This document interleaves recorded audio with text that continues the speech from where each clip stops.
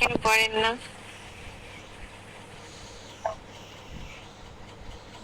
বিনোদনশীল হয়েছে, ভালো ছিল।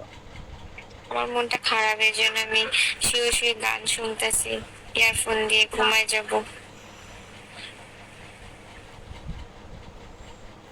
তোর মেয়ে পুজো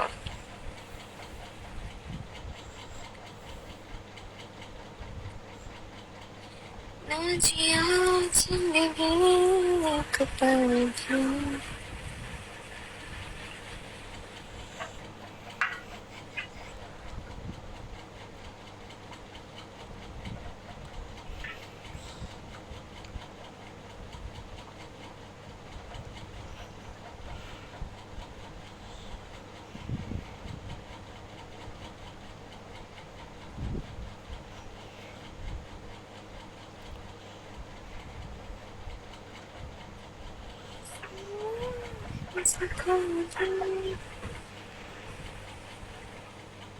এই লাকি আসেন, কলে আসেন। আপনারা উপর থেকে কেউ চাইলে কলে আসতে পারেন।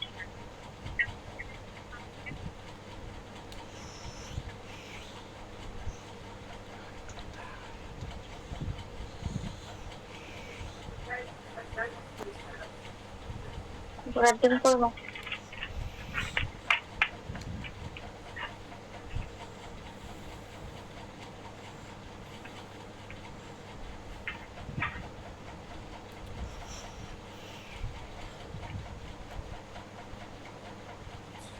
ভাই, এই ইমো জিনিসটা আমি চালাই না। কেন ভাই তোমরা ইমো জিনিসটা এত ভাইরাল করতেছো?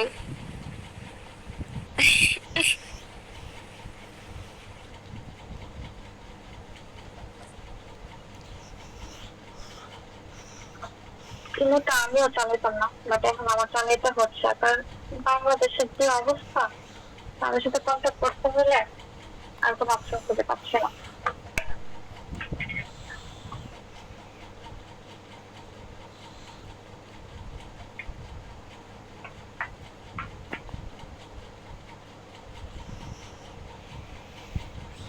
উপর থেকে কি কেউ কলে আসবেন? লাকি বা কফি?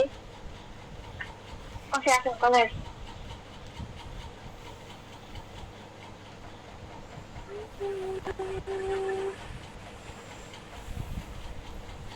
আমাকে কল এনে আমি ব্যাকে গেছি।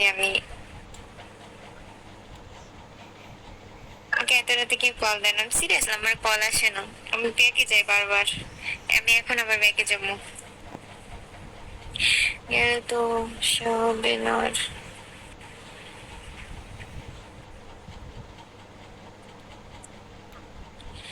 ওই যে আহ, সুলতানের মা মারা গেছে না, তাই শুনতেছি যে কি থেকে কি হয়ে গেছে। আসলে মানুষ এতটা অসহায় হয়, ওর ওর কাছে এই কথাগুলো না শুনলে না বুঝতাম না, বুঝছো? মানুষের উইক পয়েন্ট বলতে হয় না, কিন্তু ওর জন্য অনেক খারাপ লাগে।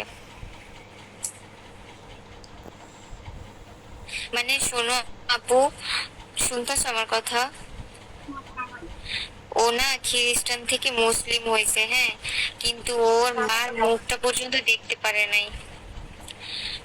ওর বাবা মা ওর জন্য একদিন, মানে একদিন লেট হয়েছে ওর জন্য রাখেন, আর ওর বাবা মা ওকে এখন পর্যন্ত ওকে ঘরে তুলে নাই, শুধু মুসলিম হয়েছে এই জন্য। আর এখন হোটেলে আছে, 8 তারিখে যাবে বাইরে। আমি বললাম এখন কি তো যে আমাদের আত্মীয় সবাইকে, এখন তো আমাদের মুসলিম পক্ষ থেকে সবাইকে সাপোর্ট করা উচিত, মানে ওকে আর কি, সবাই মিলে। ও, মানে আমার খারাপ লাগতেছে, তাই আমি বলতেছি কি যে তুমি এরকম তোমার আত্মীয় স্বজন এমনও তো আছে যে আত্মীয় স্বজন তাদের বাসায় থাকতে পারো। তো বলে কি যে আমার কেউ নাই, আমার এক মা ছিল, সে মাও মারা গেছে, তার মুখটা দেখতে পারি নাই। আমি মানে ইমার্জেন্সি ভাবে আসছি, তো অনেক টাকা দিয়ে অনেক টাকা খরচ করে আসি। ও আসার পরে এখন হোটেলেও খাইতেও পারতেছে না কোনো কিছু, এগুলো বলতেছে। মানে এটা কি নিউজ ছিল? কে ছিল ওটা?